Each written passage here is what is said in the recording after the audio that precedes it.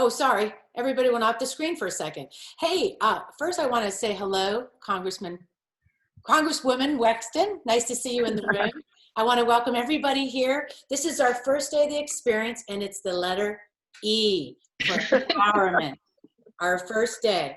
And so we've already had our Owning Chaos that went really well today. So I'm so glad to see everybody in the room and all these badasses here.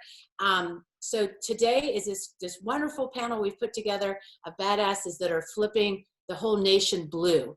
The first part, we're going to hear about the lessons from Loudoun County and what happened out there with those badass organizers. And then we'll go to the part two is the state organizers. We'll meet women from Wisconsin, Pennsylvania, and North Carolina. So who's going to get us started off today is my partner in activism, Robin. So I'm going to hand it over to her and let's get this going. All right, thanks, Catherine. Well, I'd like to begin this evening by telling you a story about Loudoun County, the blue wave, and what it takes to win. But most importantly, this is a story of how when women lead, things can change in remarkable ways. My story begins in 2011. At that time, 9 of the 11 state legislature seats in Loudoun County were Republican, and all 9 of the county's Board of Supervisor positions were held by Republicans as well. By 2015, the tide had begun to turn. Democrats picked up 3 delegate seats, and 3 Democrats were elected to the Board of Supervisors. Most notably, the first woman of color was elected as chair of County Board in Virginia, Phyllis Randolph, who is here with us today. Hey, Phyllis. Hello, everybody. Yeah, yay. Then, as we all know, things really changed in 2017. Women got active and engaged, and Loudoun would never be the same. So what do I mean? Well, by 2019, the Loudoun County Democratic Committee, LCDC as we know it, had women serving in its top 3 leadership positions, and more district chairs and precinct captains were women. The chair of LCDC, Lisa Savaglio, is here with us. Woo, Wave to everyone, Lisa. That's not me, yeah, Lisa. And after the 2019 election, Loudoun County was solidly blue district, with the majority of the Board of Supervisors, school board, and almost every elected position up and down the ballot was won by a Democrat. 2 of Loudoun's newly elected officials, Buta, Biberaj, Commonwealth attorney, and Juli, Briskman, Loudoun County Supervisor, are with us. Buta, wave. Juli, there you go. On the surface, one might think that this change was merely the result of changing demographics or anti-administration sentiment. Now, they were certainly factors, but there was much more to it than that. This change from red to purple to blue was the intentional and deliberate work of women.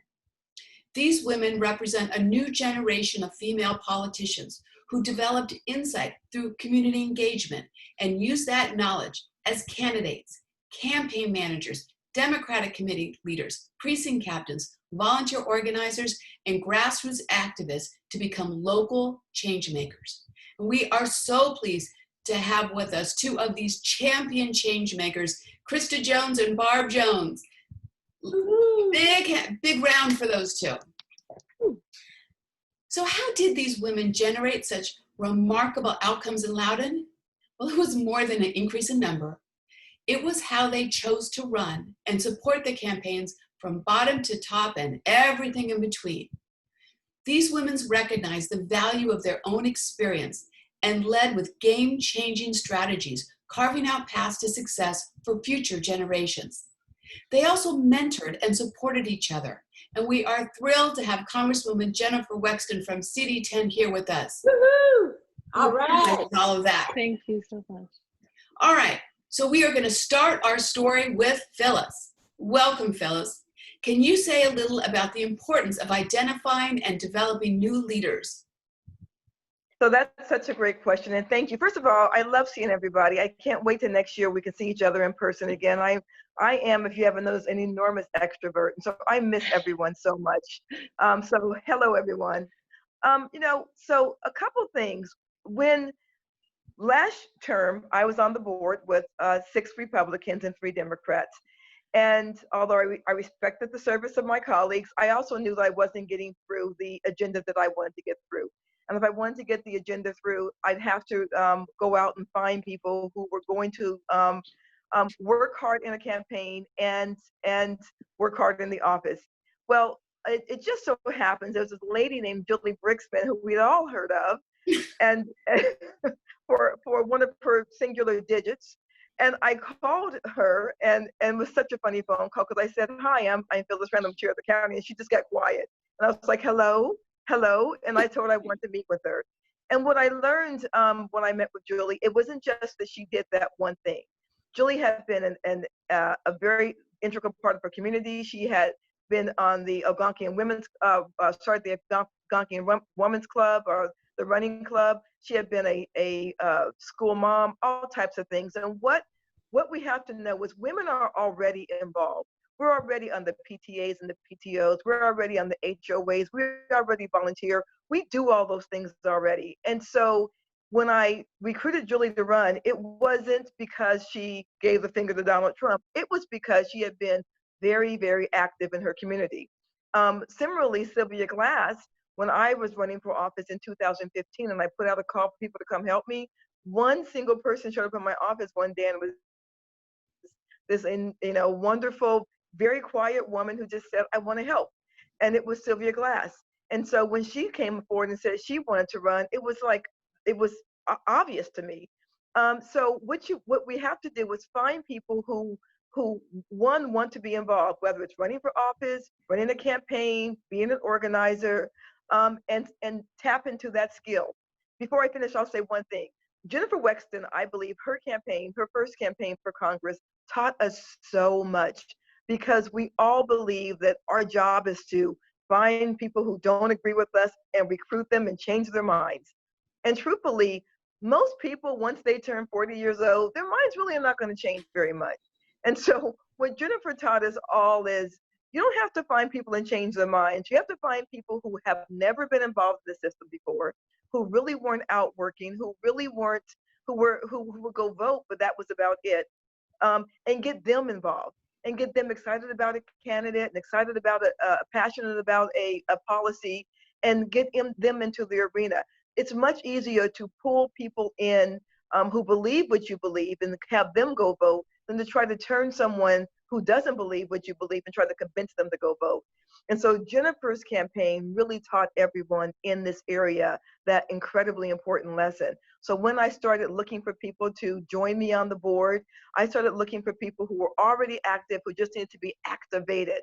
And once I did that, I would say those campaigns were hard in 2019, but if you look at those win numbers, you know that it worked really well. So now I have 6 Democrats and 3 Republicans, but more to the point, there are people who are passionate about their community, are passionate about equal rights and justice and all those things. And it has been just an amazing, amazing difference, even with COVID-19. And even though I don't see them as much as I wish I would, just having them on the dais with me and on the board with me has just been incredible. Thank you, Phyllis. Well, I think let's move on to Juli Briskman. Though a first-time candidate, you came into the race with your eyes wide open. Juli, can you share with us why you decided to run and what you learned about yourself in the process?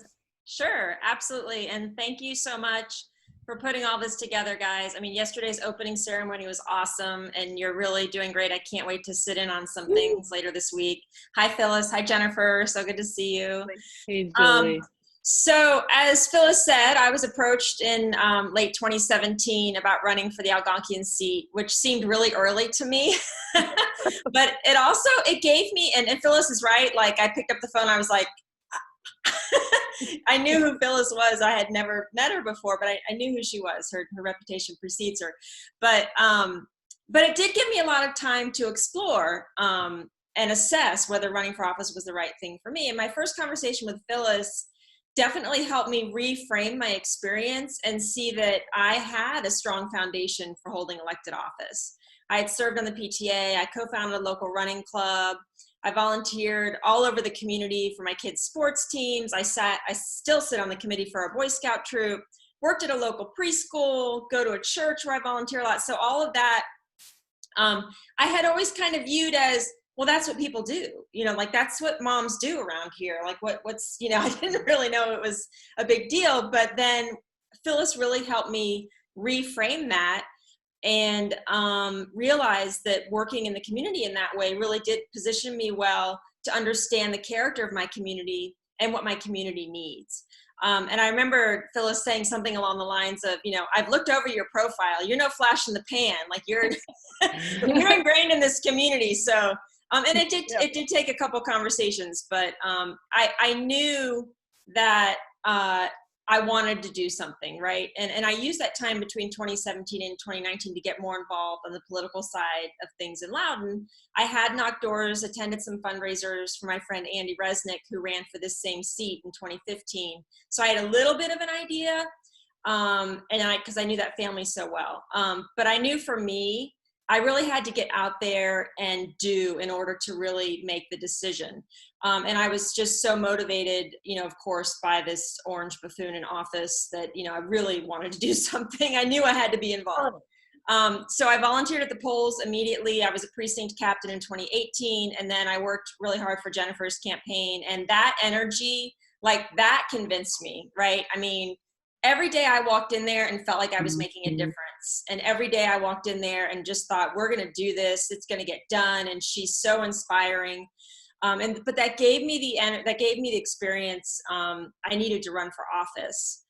And I truly began to understand what campaigning meant, right? Like I watched Jennifer do all that hard work.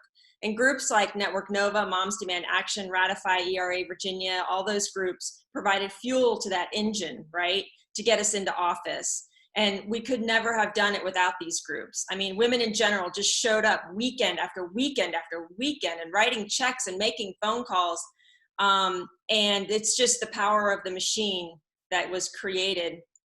And a colleague of mine on the PTO always used to say, no one person can do everything, but everyone can do something. And the women's movement is proving that. Like, if you spend an hour on a weekend during campaign time making phone calls, it makes a difference. And the women organizers have totally proven that. And as far as locally, I mean, Barb's work has been phenomenal. I mean, she pulled everyone together. She opened her home. And I'm just hoping we can do it again. Winning's the only option, right? Awesome. All right, thank you, Julie. So another first-time candidate was Buta, identified by many as a driving force behind the 2019 campaign. Buta, can you talk about leading as a new candidate? Actually, I think your question probably should be following as a new candidate, because that's what I ended up doing, is because it was a matter that it was new to me. I had never thought about getting into politics. I was not interested in politics. My life was super comfortable. And then certain things happened in my profession as far as in the Loudoun County courts that I realized that although I was comfortable, my community was not comfortable. So I did my darndest to pull a Phyllis and try to find somebody to run. Unlike Phyllis, I was not successful. And then I thought that I was stuck having to do it myself. And then I surrounded myself with people who found me as much as I found them. And that was Krysta and Barb and Lisa and her team. And we just found people who became very energized. And they helped us look at our campaign as more than just a silo. I don't think we ever ran our campaign as a single candidate event. What we always try to do is figure out is how we could work on a synergy of the other candidates as well as the issues, and really just pushing Loudoun to make all those changes, because we knew the Board of Supervisors was huge. We knew the school board was huge, all of the constitutional officers, plus obviously our General Assembly, and then working alongside with Jennifer's campaign. We knew that this was the momentum, and we tried to maximize that by trying to tap into everybody and having everybody tap into our campaign so that we could actually work that and maybe maximize it in that fashion by having that synergy. Going out and talking to the community, it was interesting because being a lawyer in the courts, how does not everybody know what we do in the courts? And we knock on doors, we have conversations with people like, so what does a Commonwealth attorney do? And you're like, what? It's a prosecutor. You know, SVU, do you not watch TV? And they're like, oh, that. and realizing that really what we thought was important may not have been important to the community because their lens was different. So we were put in a situation where we tried to listen more, and being a lawyer, that's hard, and then trying to take that and incorporate it into what we wanted to do as long as it matched what we thought was the right thing as far as what we stood for. So that really was what it is. And Barb and Krysta and the LCDC and Lisa, I'm telling you, they took our canvassing to a whole different level. I had never seen that type of workmanship and teammate attitude that we did. We went out and there were times we had literally thousands of people knocking on doors on the weekend, and it was amazing to see. So any credit that I may warrant, I have to deflect and have to give it to Barb, Lisa, and Krysta. They made it all happen. Well, that's a great transition because you can't talk about what happened in Loudoun without these two badass organizers coming up, Barb Jones and Krysta Jones. They made it happen, but they didn't do it alone. They harnessed the energy of women across the community. Barb and Krysta, can you talk about how you were able to excite and involve so many volunteers? Well, I think it's important to first think about, some of the challenges that we saw, kind of how we framed the campaign, and that led into our volunteer recruitment and engagement strategy. First of all, Loudoun is huge. So we knew, with 8 different districts, almost 100 precincts, we knew that, like Buta said, we were going to have to work together. This was not something that one campaign could get to our win number, which we found out was too small at the end of the day, but we weren't going to get there alone. So we had to work together. We had to collaborate. For me, I was continuously concerned about coverage of those 96 plus precincts, right? Like everything we did with volunteers almost built up to that. And Barb will talk about the specifics of some of that later, but a lot of those were conversations, and the ending point was, will you volunteer on election day? I can't do anything else. Will you volunteer on election day? Because we knew that having people at the polls and passing out sample ballots was going to be extremely important. Also, we were expecting this to be a pretty low turnout election, with it not being a congressional year and not being a presidential year. So we knew we had to work even harder to get people out and energize and excite them. Robin, you spoke really well at the beginning, and all the people have spoken so far have talked about the power of women and harnessing that power. That was really important. And I'll just give a few examples of how it even worked. I don't live in Loudoun County. I live in Arlington County. I met Buta because my sorority sister is her law partner, and so we were connected that way. So I think that's a perfect example of just women kind of finding each other. Phyllis mentioned Sylvia and asking her to run. My foundation actually worked with Sylvia as well before she ran to encourage her to run. So those networks just really showed themselves everywhere. And I really just want to say we did a lot to try to incentivize volunteers. That was something that was really important to Buta in terms of recognizing them and making them feel appreciated. I think on the campaign, the word I heard most from Buta was community. And that was just so important. And again, I think that's a really feminine type of trait. We had affinity groups. We had women for Buta, lawyers for Buta, youth for Buta, kind of modeling after that Obama campaign style. That turned into these meet and greets because each of our affinity groups had responsibilities. At least this was the goal, that they either organized a meet and greet or organized a canvas. So for example, Juli referenced the energy at Barb's house, that was a Women for Buta meet and greet. And so that was a great way to help start to kick off the campaign. And we had interns as well. We harnessed that power, really trying to bring in and teach. That's something that you mentioned earlier, Robin. It was really important for us to teach others and mentor others. So that was an extremely important part of the campaign. And I'll say that the Women's Summit played a huge role. And I think one of my favorite moments about last year was Leslie King. We had a meeting, as Buta said, we were organizing the candidates, and she was talking about things that she learned at the Women's Summit at that meeting, and she was sharing it with the group. So that was just an exciting part of just kind of seeing the learning and mentoring going on in Loudoun. And so Barb will talk more about some of the specifics. Awesome. Barb. Okay, hi there.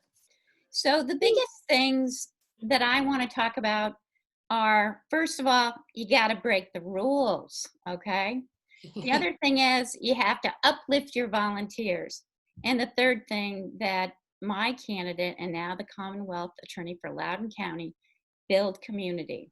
So as you know, Virginia has elections every year. So we've been building all these relationships since 2016, right after November. And one of the common themes are that we treated our volunteers as gold. And we did something unusual that I want to talk about. We had theme-based canvases. And you can see it here in the shirts that you're seeing right now.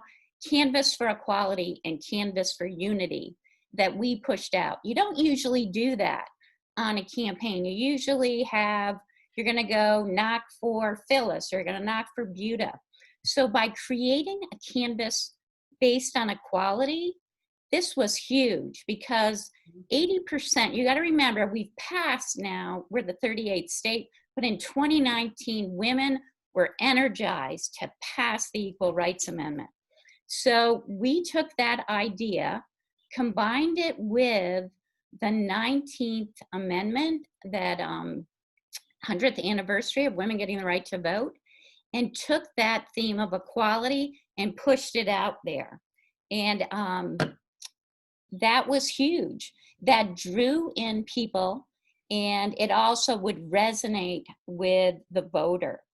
And what that means is, if you were at the door, we had a stack of lit. We carried lit for every single campaign. We just didn't carry one piece of campaign. We carried everyone's. So when you're at the door for maybe you've got 30 seconds to 1 minute to capture someone's attention, if we can talk about one issue and say all of these candidates are behind it, that's a winning theme.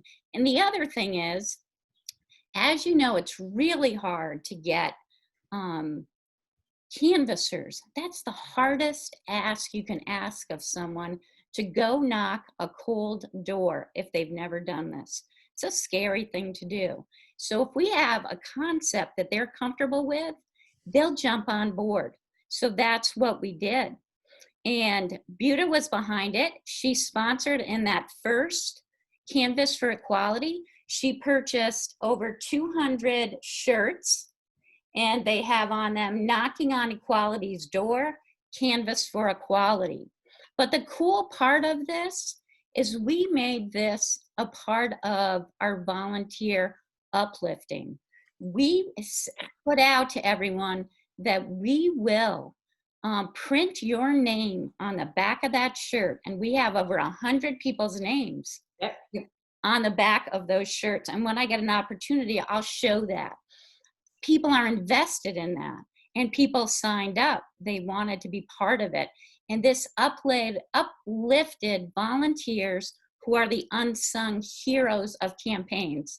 You know, they get out there and they do the work in the rain and whatnot. And I know the candidates, you uplift them, but this was just an easy lift that we could show everyone and be part of this right here. So remember that, real easy thing, and people loved it.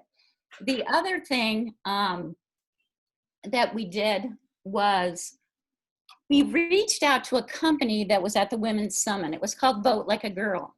And I asked them originally, I said, will you come and sell your products, especially because we're talking about equality? And you know what they wrote me back? You got to make those asks. You always got to make those asks, okay? You can't be afraid. You got to take your shot. When you got your shot, you got to take it. So guess what? They wrote me back, and they gave us this swag and a button and a sticker for 150 volunteers. Yep.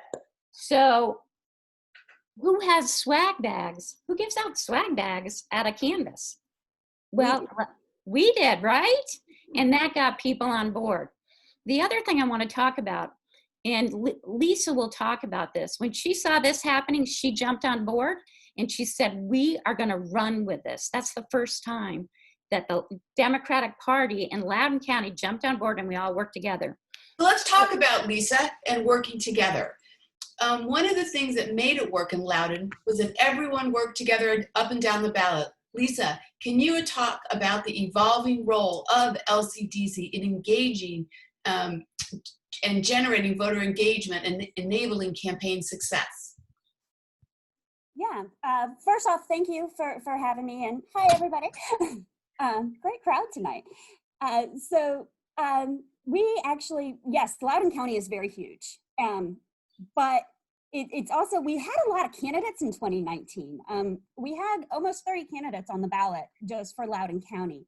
And so we needed to figure out a way on how to, be able to promote all of these candidates, get engagement with the voters, and make sure that everybody's voice was heard. And one of the great ways to do that was to bring everybody together and to run that united ticket. So that way, when we were canvassing, it wasn't one person's lit, it was everybody's lit. We did phone banks for everybody. And then we would go out into the community and talk to them about issues that were important to them. Because just because an issue is important to me doesn't mean that it's not important to everybody else as well. So we were able to find things that everybody could get around. And part of LCDC's job was to also educate the community. Let them know that, hey, this is going on in this area and this is going on in this area, and then take their questions and take their concerns and bring that back to the candidates so that the candidates really, they knew a little bit more as to what some of these newer voters, some people that had just moved into the county, what they were thinking and where they were at. That worked really, really well. We also partnered with a lot of the different grassroots groups to build that community. I thought that was very, very important. On those 2 canvases, we were able to knock over 15,000 doors in 2 canvases. It was huge. And that's sort of the role that LCDC has taken on, is that, yes, it is important to get Democrats elected, but it's also important that we're listening.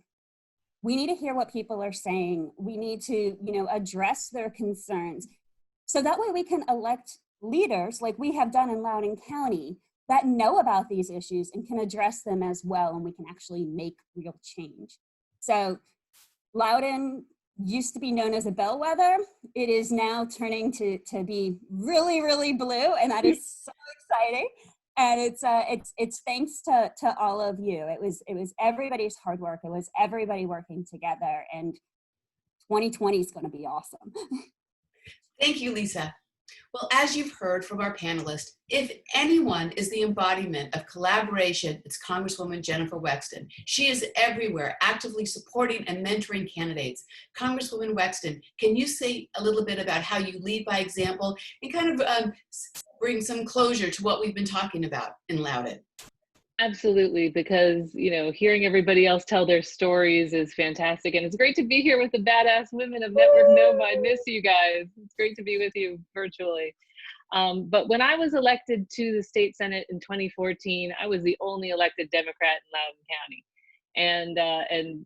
And I basically had selfish reasons for wanting to change that. I would go to these Loudoun County delegation things, and it was terrible. There was nobody I wanted to sit with, nobody I wanted to share my values, nobody I wanted to talk to. And I knew that I needed to bring some of my friends with me. So in my I was elected in a special, so I had to get reelected again in 2015. That is the lowest turnout year of the 4-year cycle, which we saw again in 2019, because the top of the ticket is state Senate. So I made it a goal to flip as many seats as I could that overlapped with the 33rd Senate district. And so we ran coordinated campaigns, and we all shared a big campaign office. We carried each other's lit. We shared volunteers. We didn't compete with one another for volunteers because we all share the same values. We all share the same goals. And so we worked together, and we ended up flipping 2 House of Delegates seats for Jennifer Boysko and John Bell in the 33rd, and three supervisor seats with Phyllis Randall, most important, Karan Sains and Krysta Numstad. And then Phyllis, when she got sworn in to be chair of the board, she took the ball and she ran with it, because she made her next goal to recruit candidates to run for Board of Supervisors in 2019 and to have a majority board. And obviously that happened. So fast forward to the unfortunate events of November 2016. Yeah. And rather than pull the covers over our head and just say, oh, well, I guess we're going to have to live in a barren hellscape and kiss our republic goodbye, the women did not do that. And instead, this great group, Network Nova, popped up and started coming up with this Women's Summit.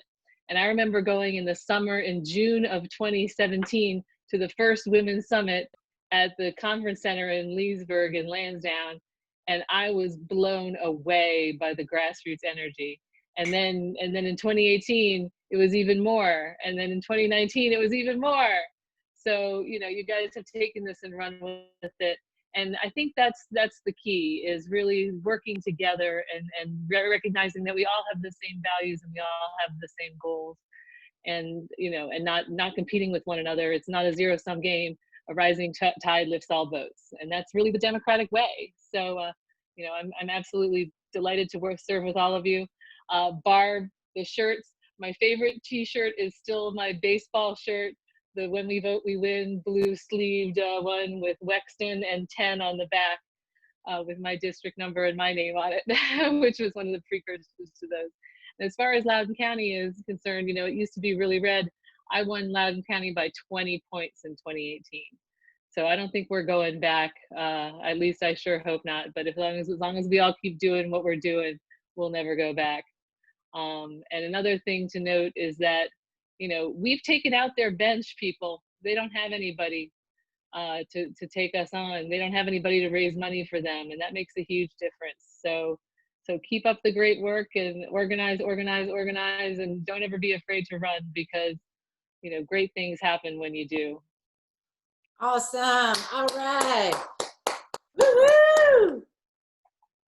Oh. All right, so we are now moving to the second part of this program, and we're going to move from the badass women of Loudoun County, who you've all now got to meet, to some organizers, some badass organizers around the country. Catherine, take it away. Yeah. All right, so that is so exciting to hear about what happened in Loudoun. And of course, I have my T-shirt on because I wanted my name on the back of this damn shirt. So trust me, it works.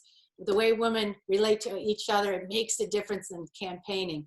And I know that we worked out there to soften that ground in 2017 with Barbara and my women from Network Nova, Bernice and Leslie.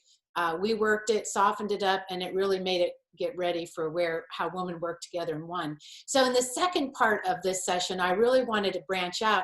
And the silver lining of COVID is that who knew we can just go to other states and talk to other women that are like us and find each other. I didn't know I had the ruby slippers on all along. I just kind of clicked it, and now we're virtual. So it's so great to have these women organizers from different states. We have an organizer, Ashley Jordan, from Wisconsin, and we have Becca Zirkin from North Carolina, and Jamie Purapato, hopefully I said that right because I'm not looking at your last name, Jamie, from Pennsylvania. And what's cool about this, these are all organizations in different stages. So what I really want people in this audience to get is that if you're out there and you're thinking about organizing, you're thinking about running, you're no different than us. You just get a girlfriend, you get an idea, and you run with it. I mean, so these organizations start from very just new to pretty organized and everywhere in the middle. So I think that's kind of an exciting part when you are a newbie or you've been around for 30 years, is how we're doing this differently. So I would really love to welcome our first guest from Wisconsin, Ashley Jordan. And what's cool about Ashley's story, when I got to meet her, is that she told me that it was an email to 5 friends, and that she was living in Wisconsin in a very red area, and she wanted to do something. And what's interesting about this group, these organizations here, they all started after 2017, the Women's March, and they centered on electoral politics. So with that said, I would love to hear about what it's like to be in Wisconsin, be a feminist, and start this group. What gave you that, you know, first, if you want to talk about what you think your feminist lens on the first panel, and then get into your organization. So I would love to hear your input. Sure. Well, thank you, everyone. It's such a pleasure to be here with all of these badass legislative leaders and organizers from Virginia. And from a feminist perspective, the common thread I see running through all of the powerful stories of women's political leadership we just heard is community. Communities of women create lasting social and political change. As organizers, it's not enough for us to simply activate women around a particular issue or a single election. we have to organize them. And a critical part of effective organizing is community building. When we build communities of women with emotional bonds and relationships that extend beyond activism, we empower them in a way that leads to sustained long-term action. In other words, I think of it this way. If activism is the fruit, community is the tree. Relational connections among women are some of the most enduring. However, we also have to ensure that the communities we build are multi-generational and intersectional. Tokenism is not an adequate substitute for equal representation in government or our political movements. They need to be as diverse and inclusive as possible. It's also important to remember here that connecting women to each other is a radical and revolutionary act in a patriarchal culture like ours. When women are truly united and collaborative, seeing each other as comrades rather than competition, we are a dangerous political force to the status quo. It's no accident that women are socialized to compete with one another, and that deep emotional bonds between women are often culturally discouraged and devalued.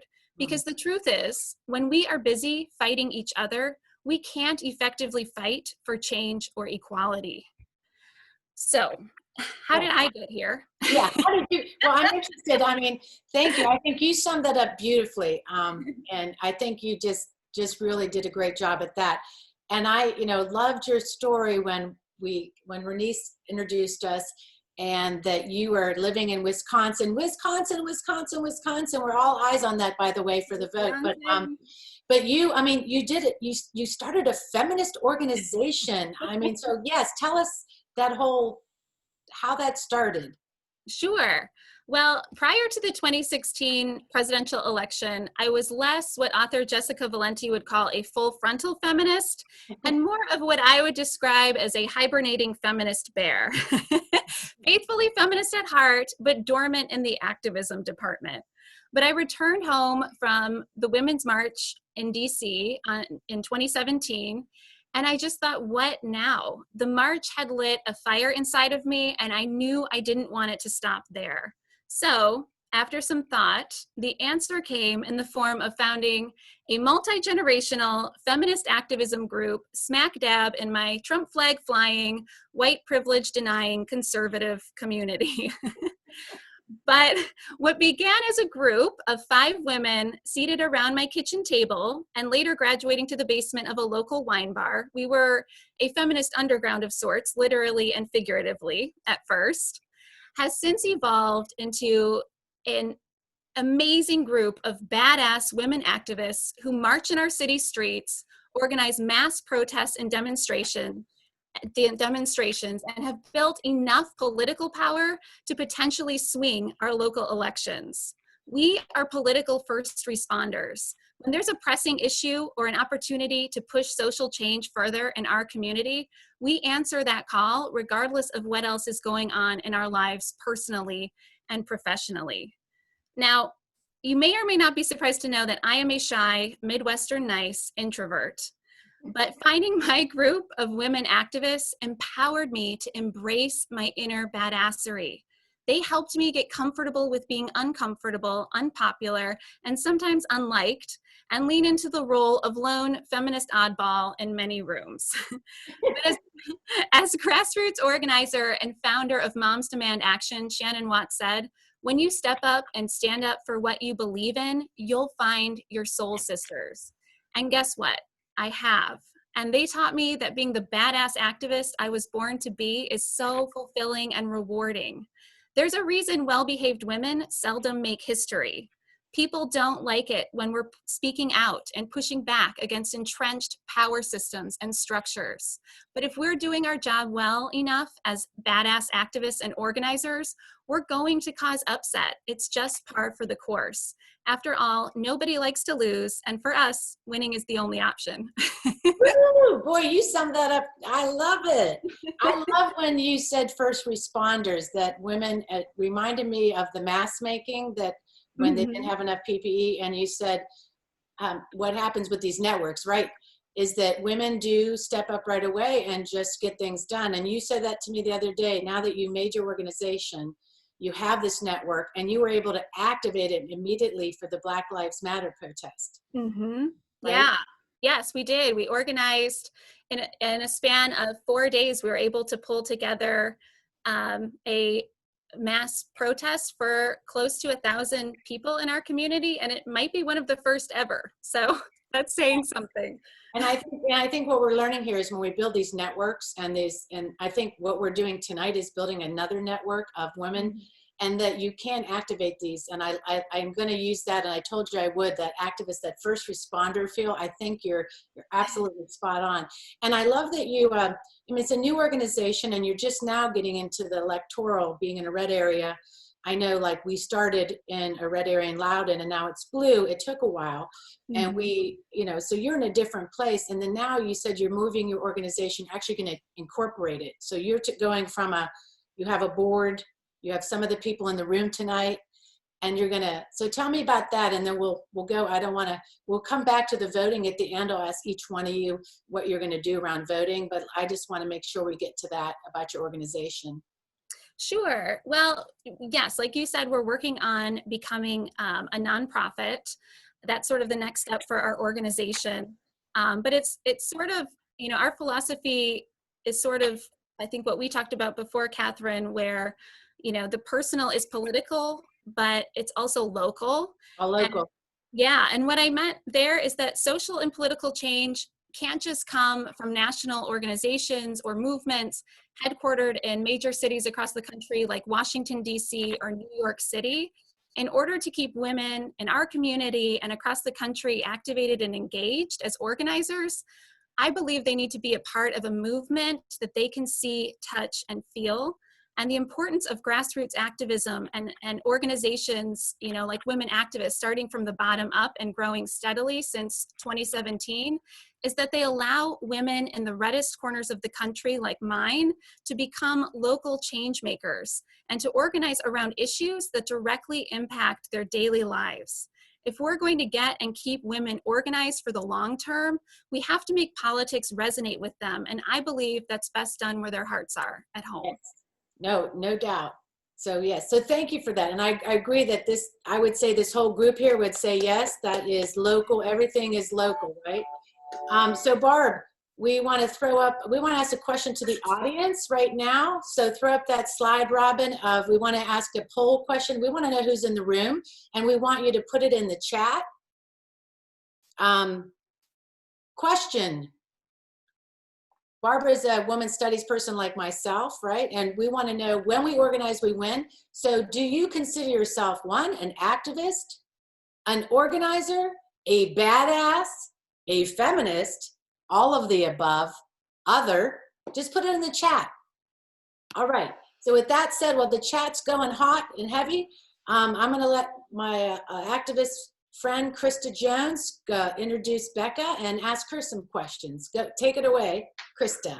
Excellent. So Becca Zirkin, one of the founders of the North Carolina-based organization Neighbors on Call, has focused her organizational talents on electing Democrats at the state level who can drive progressive policy in North Carolina. Her organization has invested in building a strong canvassing ground game and building relationships to increase their reach and impact. We know that the numbers are on our side for many state and national races.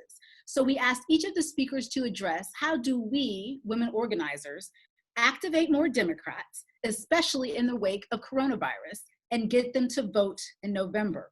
We'll start with Becca Zirkin, whose organization, among its other accomplishments, knocked on an astounding 15,000 doors in 2017 and 2018 and helped break the Republican supermajority in the North Carolina General Assembly in 2018. So Becca, can you tell us a little more about your organization, how it's structured, and what you're doing in North Carolina to activate voters to come out for state races?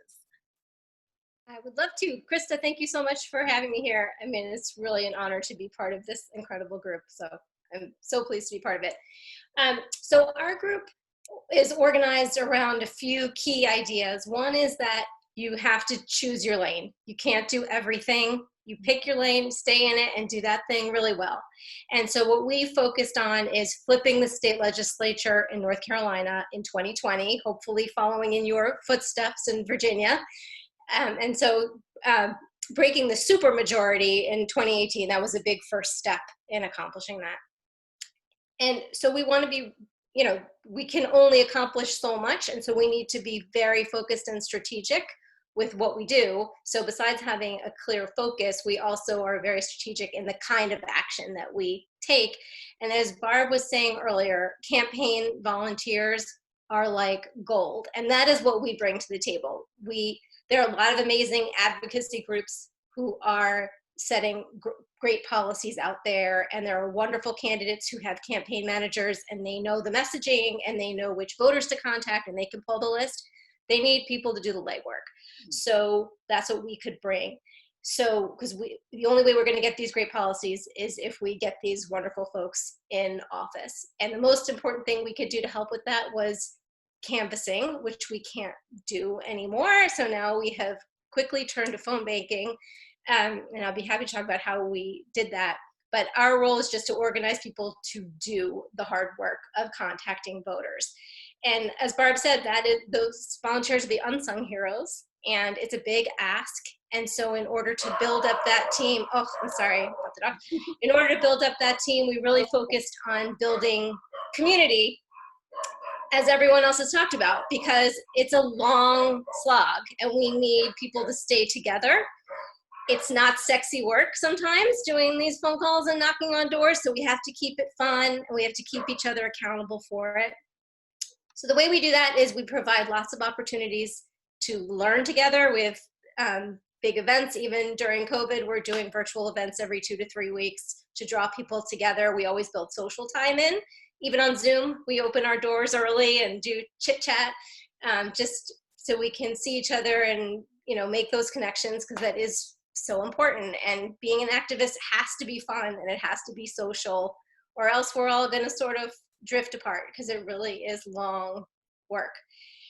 The other thing that we do to build that community is we hold each other accountable. So by the middle of 2017, our group had actually grown too big for me and my then co-director, Andrea Stein, to know all the people who were involved in the group. And so in order not to lose that personal connection, we split up into chapters.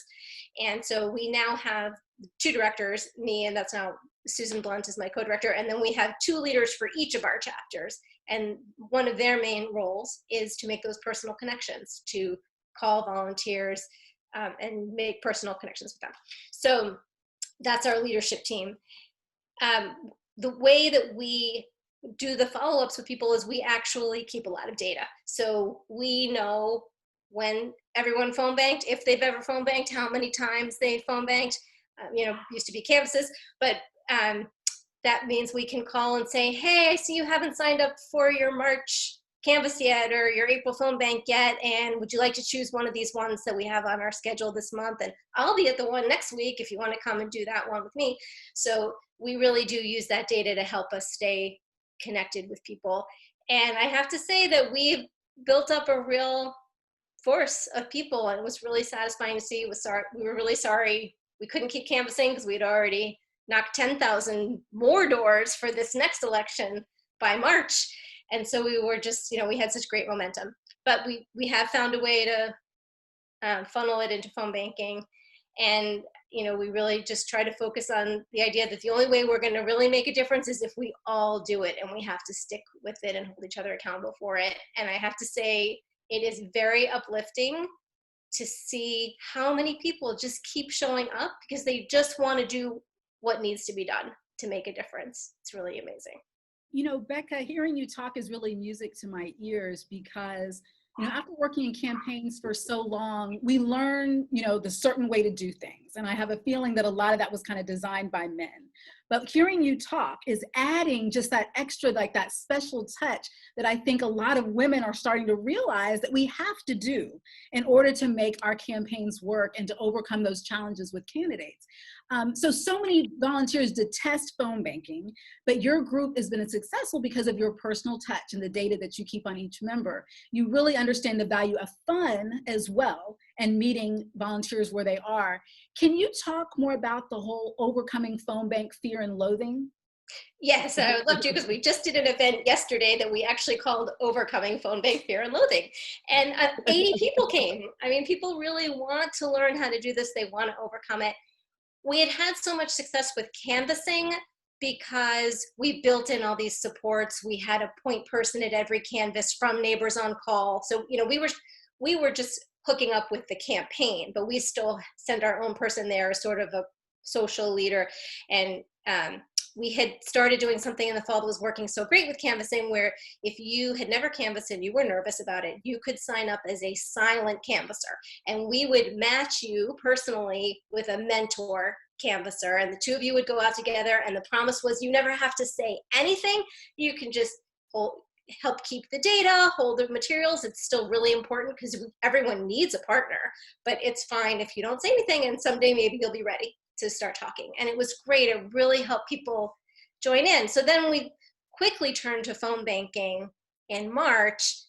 It's lonely. You're at home on your computer making phone calls. And so we finally decided to try a way to do that silent mentor relationship. So what we did yesterday was we had one of our chapter leaders in the fishbowl, and we were on Zoom like this, and she was dialing from a real phone bank list. But, you know, there's a lot of wait time. You know, you're just dialing and getting machines or whatever. So while she was doing that, we were actually talking about specific phone bank tips, you know, how to keep yourself motivated and ways to use the script. And it's okay to change it a little bit, and sort of giving people permission to feel okay about it. And, you know, also some concrete tips about coding the data and stuff like that. And then as soon as Isabel got a phone call, we would quick cut to her, and she would actually do her side of the phone call for all of us to listen. And it was great. You just got to be a fly on the wall with someone, and then she would talk about it after. So we're really just trying to, you know, move people to do something that, even though it is uncomfortable and we are all pretty far outside our comfort zones right now, we have to do it anyway. And if you don't like it, that's okay. A lot of us don't like it. We have to do it anyway. It's too important not to do it. And so we got really great feedback. So I think we may have really pushed our phone banking operation forward quite a bit yesterday with that. Well, Becca, I have to say, we have some activity in the chat. Everybody wants this training, so I just love it. So you have to look at the chat and respond. Okay. Also, one of our members from Virginia Forward, Krysta Lemenstrel's in there, and they're really active in the 4 races in North Carolina. And I think it's called, Let North Carolina Breathe. So look in the chat, people that are in the attendees, to click on that, and you'll get to see the 4 North Carolina panelists. So thank you, Krysta. I know that we're under the gun here a little bit, and this is where we start to get good information though. So let's keep it going, because this is really great learning for getting out the vote, which we want to talk about. So our next panelist, Jamie. How you doing, Jamie? Parapato, nice Italian girl. How are you? Jersey. And I have to say, it was fun meeting you. You are definitely a badass. When I was talking to her, she was handling texting, phones, trying to keep people straight. But you're from PA. I'm just going to go straight into letting you introduce yourself, and rather than me, and tell us about your organization. And you definitely are, I know about you because a lot of people in our group go up to PA. You're well known, PA Turn It Blue, and we canvas up there with you. So take it away. Tell us about you. Let's go. Thank you. My name is Jamie Parapato. I'm the executive director of Turn PA Blue, and we're very similar to Becca's organization in North Carolina. We're also nipping at the heels of Virginia. When we started in 2017, we were trying, you know, everybody was trying to figure out what they were going to do about all of this.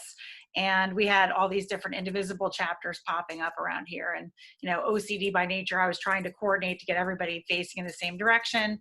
I met a state senator early on. He said, why don't you try to draw this energy into the state legislature where they don't have the resources or the attention. So we've been working to do that since January of 2017. When we started, we were down 20 seats in the House and 10 in the Senate. We were on the wrong side of a supermajority.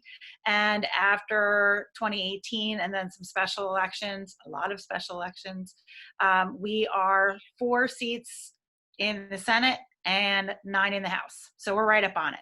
And we should be able to flip. And most importantly, Pennsylvania went to Trump by 44,000 votes. Wow. So we need to make sure that doesn't happen.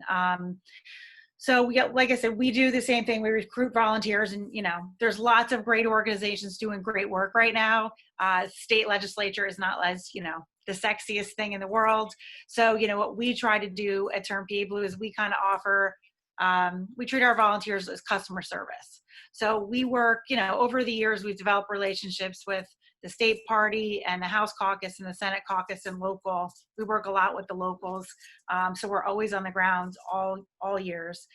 And, one, I think it's mostly women. My board is almost all women. We have Brian, who we let take care of the computer stuff. We allow him to do that. So. But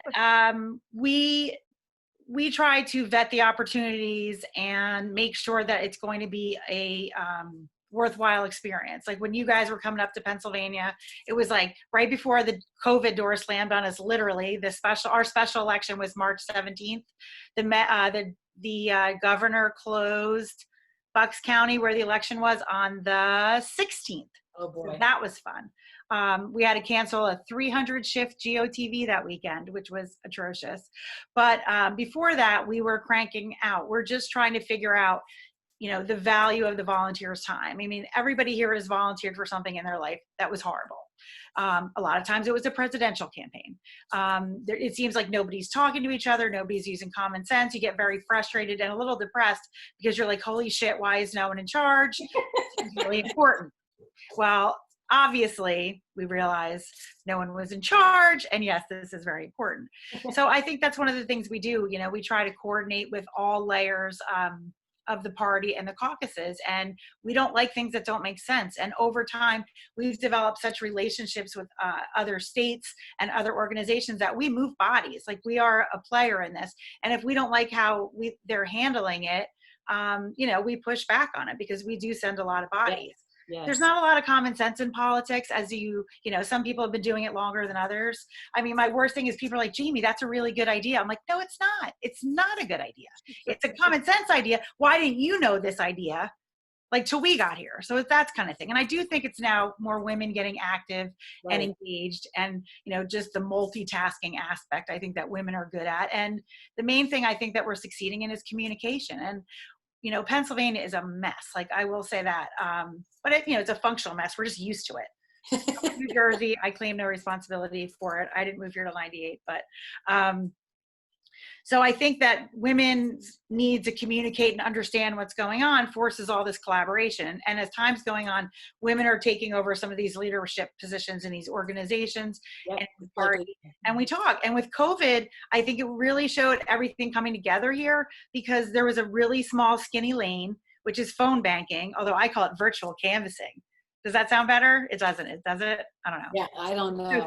But I feel like virtual canvassing, like, wow, that sounds so great. It's the same thing as phone banking. We do like a Zoom around it or whatever, but it's still phone banking. Yeah. But people were excited and active, and this is different than our elections, where we're trying to beg people to care about the state legislature, or God forbid, like a school board. Everybody's engaged, everybody's active, everybody wants to know what's going on, because people are suffering, people are freaking out, people are so angry, and all these people, we've kind of been like, where you been? Like, they're here now, like, they're listening. So that's what's great. I think one of the things that's different about us is that we do a lot of fundraising, and we fundraise for a staff. I'm an attorney. I feel very strongly about women getting paid for what they do. I think because whether you're working, women are always asked to volunteer their skill sets and their services, many of which a lot of people are still paying student loans on, and we're doing everything for free as a favor and things like that. And I'm very adamant about women being paid for what they're doing, instead of apologizing and feeling like you are a jerk if you want to get compensated for what you do. My team and I work 80-hour weeks. I mean, it's insane, and it's not fair to ask these women to do that without getting paid for it. So we raise to cover the staff and the overhead. And what we do is we take as much expense off the campaign as possible. We've fundraised for the campaigns. We bring volunteers. We do texting for them. we network, we connect. So we try to offload as much expense and campaign expense. So we're almost like an extra body in the campaign. Right. So that's what we want to do, is we want to make the experience worthwhile and value the time of the volunteers. Well, it's, it's all the stories here. I mean, just amazing how they just really come together. And the thread is how women really operate and collaborate. And it was great when I talked to you last time on the phone. You were just like, well, they're just going to mess it all up. I'll have to clean it up later, but I can't do whatever. So what I loved, what the trial run for you is you just had your mail-in vote, right? And I know everybody on this call and everybody in the audience, we're going a little over, but I hope I know we're gonna wrap up in a couple minutes here, but I do think it's valuable. We're getting into this. What we're really concerned about is voting. And I know you just had your vote, your primary, and it was a kind of disaster a little bit. What lessons have you learned? I'm going to hedge that, because you hedge it. I'm making that up. I'm not, but I know it was something. Tell us. All right, Pennsylvania is not usually on like the list of states that are doing the best at something. Like if we're at the top, it's like pollution and maternal death, but now we're like in the top 3 for COVID response, which is like, yay, Governor Wolf, because we're like with Hawaii and like all these other, like we're never there. Like we're with, Mississippi and Alabama, like we're always the worst. But the way that things are happening here, we just got mail-in voting in January. So this was a quick turnaround for any state, let alone this state.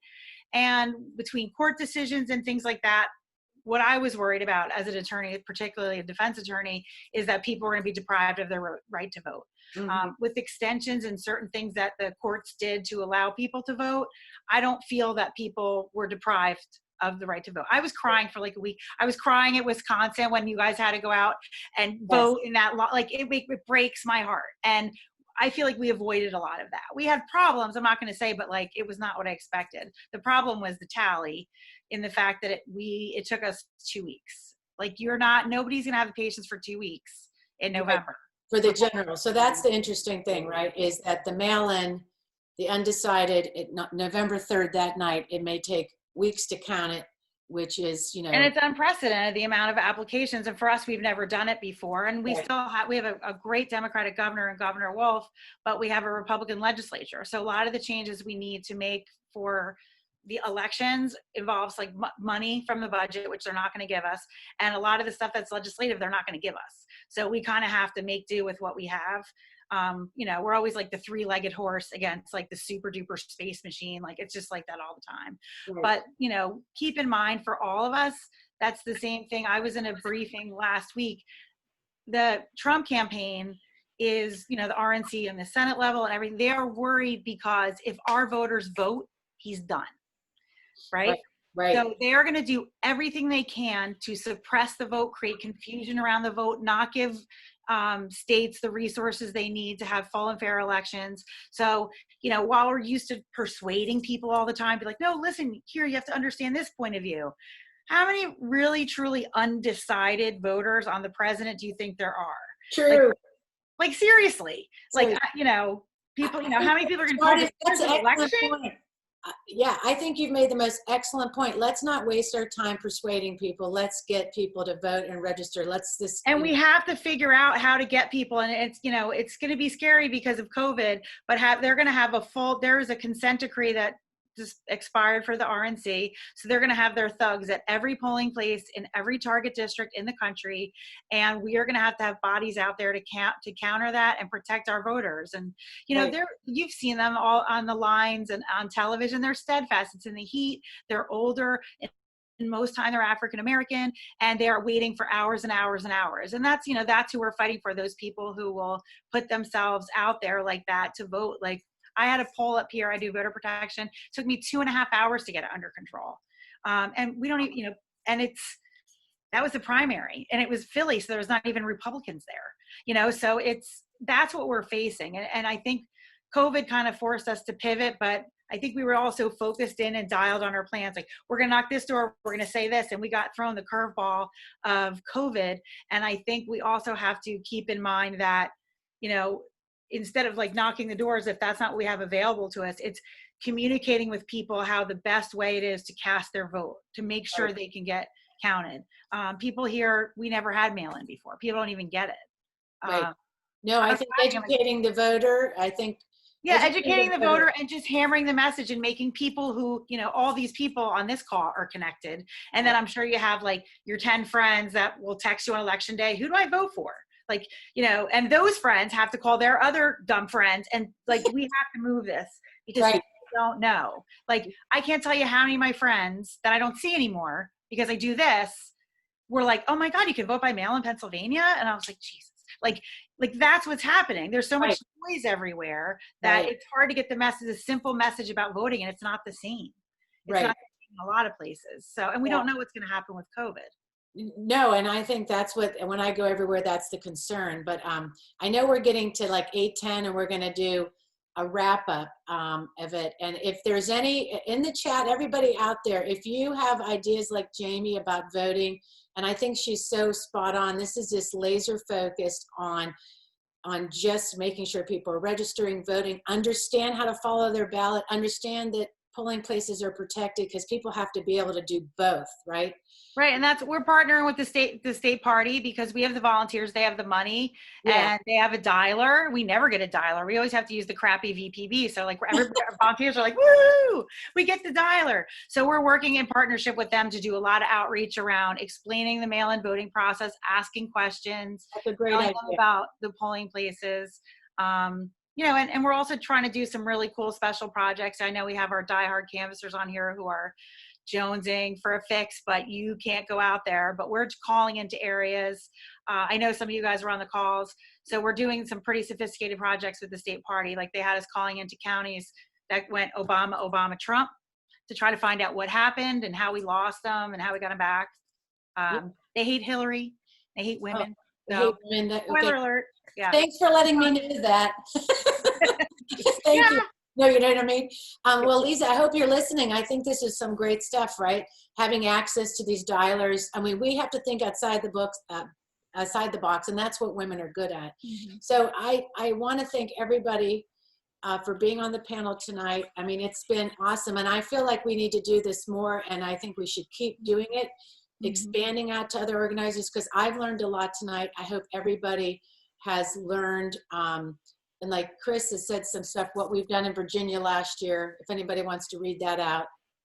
What we've done in Virginia last year, we will do in Pennsylvania and North Carolina. In North Carolina, we'll work together. So, so everybody that's in this, for people just starting out this journey, for veterans who have been doing organizing with one eye shut and a cup of coffee by your side, we hope that you all agree that using the power of women and their networks to create change can be a revolutionary, powerful tool.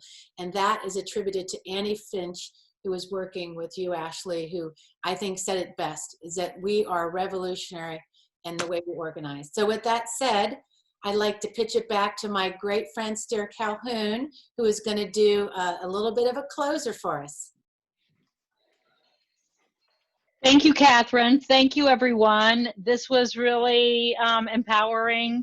E for empowerment. Thank you very much. Thank you so much to the panelists. Thank you for everyone for being in the room. And I wanted to make sure that you set your clocks for tomorrow. So we have two great discussions tomorrow on our coalition conversations, part 1 and part 2. And these are all indicated here on the handy agenda. Also, a quick reminder that the summit recap will be sent out shortly, and the video will be put up on our YouTube channel, Network Nova YouTube channel. Also, I will remind you at the end of every session to go shopping. Okay, so today we're featuring the badass t-shirts. Okay, and anyone who gets a badass t-shirt, oh, thank you very much. So we have badass t-shirts, and we love shopping. Badass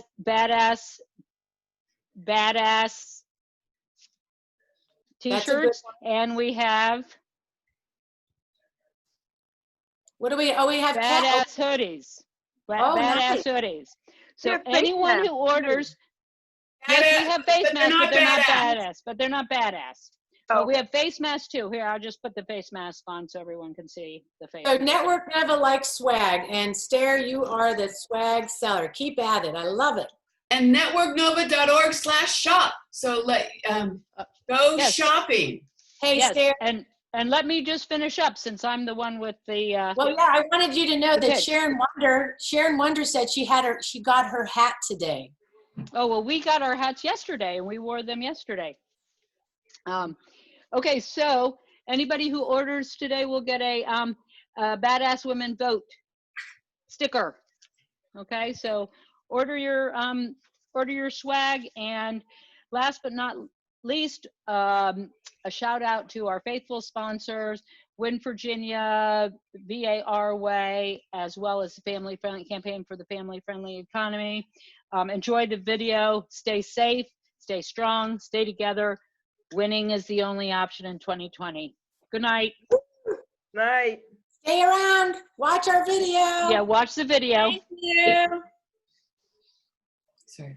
Whoops. This is Virginia. As Virginians, we know it can be difficult to keep track of what's happening in our government. Some services send updates, but many are tied to political agendas and can be hard to trust. Virginians need a nonpartisan, transparent way to monitor political outcomes and determine how they affect our lives. VA Our Way is a free update and information service that helps Virginians understand what's happening in the government. We provide factual updates with insights from both sides of the aisle, presenting a clear picture of the latest government outcomes and what they mean for you. Our team oversees the General Assembly in person each year and delivers real-time updates from inside the government. And we report not only headline news, but on a broad range of political issues, delivered in a digestible form to your inbox. Get informed and get involved today with VA Our Way. Uh-oh, what is that? What percentage of registered voters voted in Virginia state election? B, I don't know. Hey, I got it right. All right, we're a lot smarter now. One more. One more. Okay, let's do it. Hi, good evening. My name is Amanda Linton, and I'm here because I'm here to show my support for paid leave. And I do believe that Virginia needs paid leave and paid sick days because it does help us build a stronger economy, and it also builds financial resiliency for working families. I just currently lost 5 of my friends due to the COVID pandemic. And quite frankly, we should not be in a position where people should have to choose between their health or a paycheck. You should be able to continue to get a paycheck to take care of your health. So I'm 100% supportive of paid leave and for paid sick leave as well. Thank you so much. Bye-bye. And that's our sponsor, Campaign for a Family-Friendly Economy. Thank you so much to Win Virginia, top sponsors, and Campaign for a Family-Friendly Economy. So ladies, I mean, you guys were incredible, badass, and it's been a pleasure, Becca, for joining us from North Carolina, from Jamie, a nice Jersey girl in Pennsylvania, right? They don't know what hit them over there. And also, where are you? Ashley, keep it going up there. We'll be in touch. My feminist friend and all my great friends on this call, Krysta from helping moderate, Barbara Jones, sister, Network Nova, Buta, keep it rolling out there. Phyllis, standing tall in Loudoun. Absolutely. Lisa, we want to hear from you how we're going to win out there still. And then Barbara, who else do I got on there? My friend Stair, everybody, and Robin. Julie. Good night. All right. So with that, see you tomorrow.